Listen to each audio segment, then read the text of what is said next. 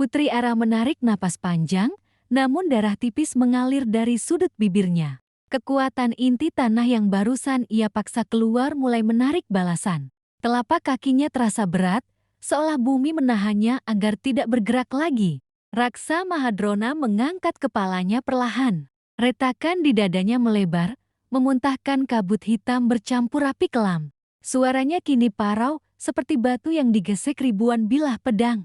Raksa Mahadrona menggeram, "Aku belum diperintah untuk runtuh." Prabu Kalaniskala akhirnya melangkah maju. Jubah hitam putihnya berkibar tanpa angin. Tatapannya dingin, penuh perhitungan. Prabu Kalaniskala berkata, "Bangkit, Raksa Mahadrona. Kau bukan senjata, kau adalah peringatan." Ia mengangkat satu jari. Langit menggelap seketika. Aliran hitam dan putih yang selama ini bertabrakan kini menyatu di atas kepala raksasa itu, membentuk lingkaran pusaran raksasa. Sakra Durna berteriak, "Tuanku menyatukan dua kutub. Mundur! Semua mundur!"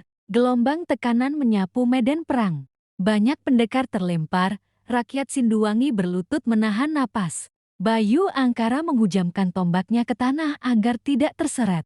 Bayu Angkara berteriak, "Lindungi Putri Ara. Jangan biarkan satu langkah pun mendekat." Wirajatmika dan para pendekar rakyat membentuk barisan rapat.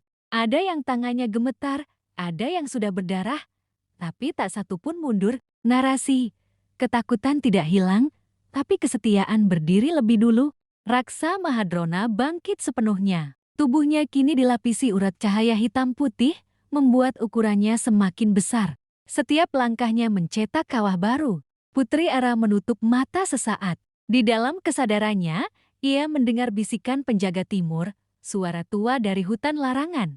"Kau tidak sendiri, wahai pewaris Sinduwangi." Matanya terbuka. Putri Ara mengangkat tangan kanan, lalu menepuk dadanya sendiri, tepat di atas jantung. Cahaya keemasan menyala, berbeda dari sebelumnya, lebih hangat, lebih hidup. Putri Ara berkata lirih namun tegas, "Jika keseimbangan dipaksa, maka aku akan menjadi penahannya." Tanah di sekitar rakyat Sinduwangi bersinar lembut. Luka-luka kecil mereka menutup, tenaga kembali mengalir.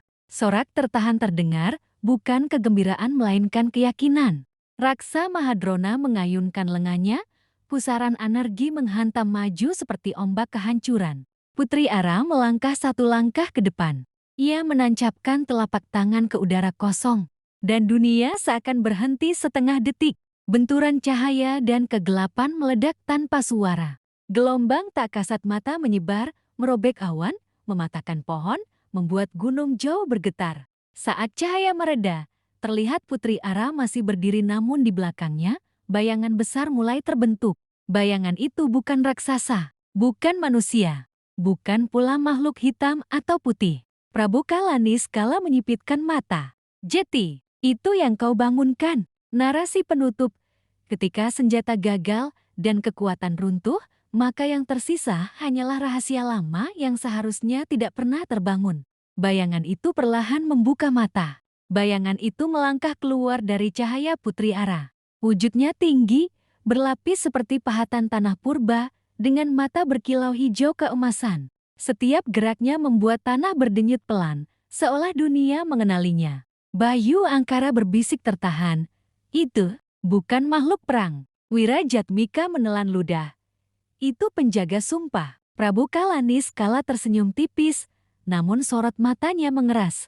Prabu Kalaniskala berkata, "Penjaga sumpah bumi, kau membangunkannya terlalu cepat, Putri Ara." Putri Ara berdiri tegak meski napasnya berat. "Lebih baik dunia terbangun, daripada hancur dalam tidur panjangmu." Raksa Mahadrona meraung, merasa posisinya terancam.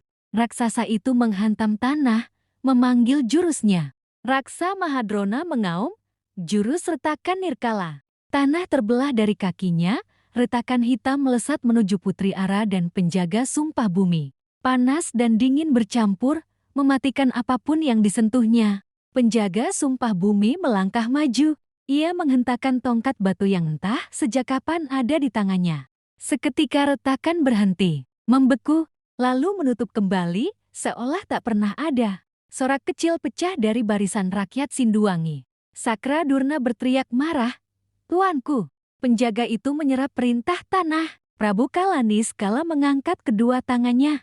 "Tenang, semua sumpah. Punya celah." Ia menutup mata, lalu membukanya kembali dengan senyum dingin. Prabu Kalaniskala berkata, "Jurus mahkota dualita." Langit terbelah cahaya hitam dan putih. Mahkota energi turun dan menyatu ke kepala Prabu Kalaniskala. Arah di sekitarnya berubah, membuat udara sulit dihirup. Bayu Angkara berteriak ke pasukan, "Bersiap, ini bukan pertarungan satu lawan satu lagi." Pendekar rakyat maju serempak, tombak, pedang, dan panah dilepaskan, bukan untuk menyerang Prabu Kalaniskala melainkan mengalihkan Raksa Mahadrona. Wirajatmika memimpin, "Untuk Sinduwangi, jangan beri raksasa itu ruang bernapas." Raksa Mahadrona mengamuk, menghantam tanpa arah. Banyak pendekar terpental, namun setiap yang jatuh digantikan langkah lain.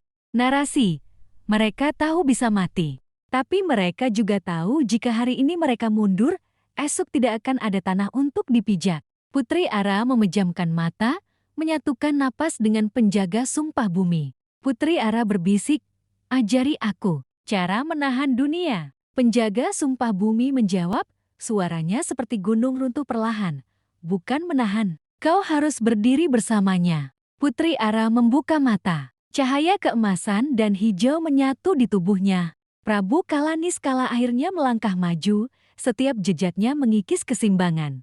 Prabu Kalaniskala berkata dingin, "Kalau begitu, mari kita lihat siapa yang lebih pantas berdiri di atas dunia ini." Aura keduanya saling bertabrakan. Tanah meraung, langit merunduk. Narasi penutup, pertempuran belum mencapai puncaknya, namun dunia sudah memilih saksi. Dan kali ini, yang bertarung bukan sekadar kekuatan, melainkan hak untuk tetap ada.